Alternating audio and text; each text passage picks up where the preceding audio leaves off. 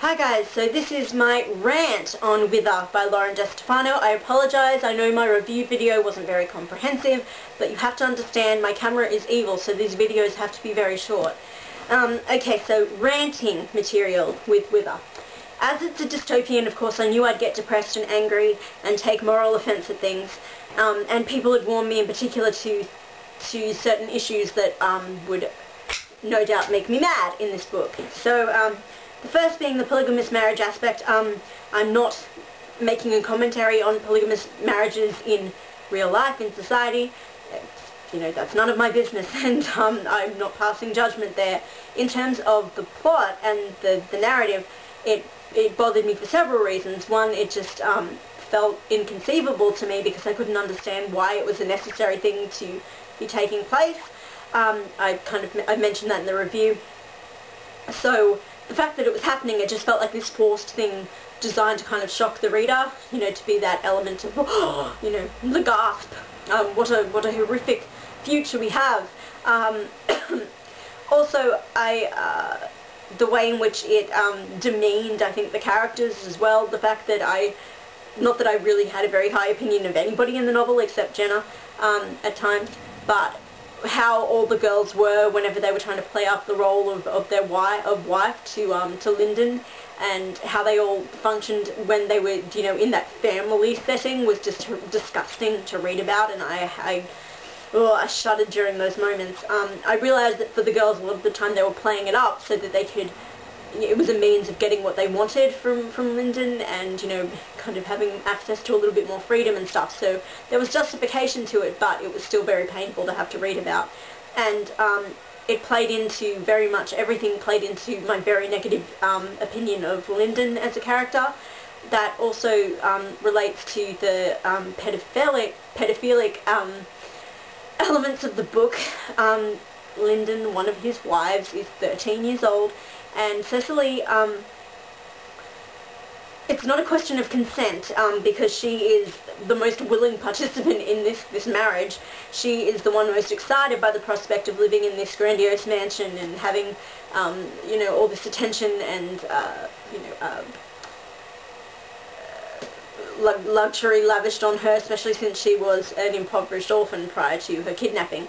And she's, you know, very excited to be wife to this, you know, this handsome young man, and she really wants to be a mother and, you know, have some babies.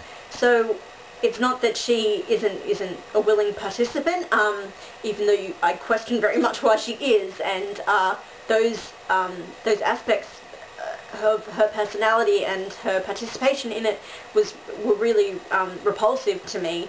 That will sound harsh, but it's just a fact. But the matter of Lyndon choosing her to have sexual relations with and impregnating her, and she is 13, that was just already I was shitted off at Lyndon because of the situation the girls were in, being forced into this marriage with just a mega cross against your name. But the second that he actually did have sex with Cecily, I was just like, that's it. I can't forgive you. I can't sympathise with you, Lyndon. I don't care. You're repulsive to me now. And he remained that way for the rest of the novel. It also made me, it amped up the disgusting aspects of the polygamous marriage thing, because he was trying to engage in sexual relations with all three of his wives. And Ryan, the protagonist, was the only one who held off his advances of the entire novel. And Jenna I had the most hope in, because she was the character who was most bitter and angry and against the situation she was in, and she kept protesting against it and how she hated Lyndon and hated his father Vaughan, and I was like, yay, good, someone rebelling. But when I discovered that she was actually still having sexual relations with Lyndon, that baffled me, and I felt so disappointed. I felt really let down and confused too. I know her backstory and her history as being a prostitute is meant to, I guess, explain that away, but it still didn't make any sense to me, and why she would allow this physical intimacy when she hated the guy. And I know it's very clear that for her and Lyndon, their sexual relations are devoid of emotion, and there's no connection there. They feel nothing for one another, so why they bother with it is beyond me as well. especially since Lyndon has a pregnant wife, so he's already one up, you know, on the procreation tally, but he's still, like, he's, you know, they're doing the Kama Sutra, which again feels like it's just there for shock value. You know, he's trying to get Jenna pregnant as well, and he wants to get Ryan pregnant too. The moment he crossed the point of no return, officially, for me, was the night, the day that, Cecily gave birth to their son, and it was horrific and bloody and awful and prolonged and just awful to have to read about. And that night, after she's given birth to his son, he goes and once again tries to have sex with Ryan. I was just like, Lyndon, I don't care. I don't care how sheltered you've been. I don't care that you're ignorant and that you're seemingly sweet and sentimental and you've got this heart of gold here and you're just confused and naive. I don't give a shit because you are repulsive to me and I cannot forgive you, and fuck you, Lyndon, seriously. So I know a lot of people sympathise with him and they quite like him as a character, but didn't care. All he ever did was make me mad, and I hated the moments where it felt like I was getting forced to have to sympathise with him or find him likeable. You know, you can tell when an author is trying to, you know, lean you towards, you know, caring about a character, and it just felt forced, and I couldn't do it. So yeah, the polygamous marriage thing and his sexual relations with the girls, and the fact that they are these glorified ovens and, you know, meant to be just all baby makers, and, you know, of course it leans into the question of why keep procreating in this sort of a society. It's redundant and it's cruel, in my mind at least. There's no cure in sight, so stop doing this. It's not helping.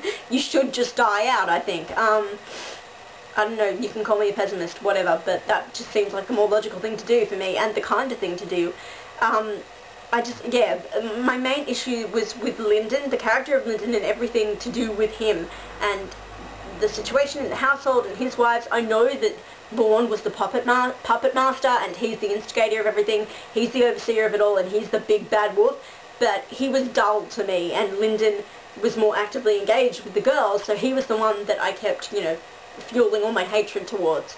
And I was disappointed in Jenna. That sounds really harsh to say, but I felt like my heart hurt a little bit when I discovered that. It also just didn't make sense to me in terms of who I'd come to understand her as a character.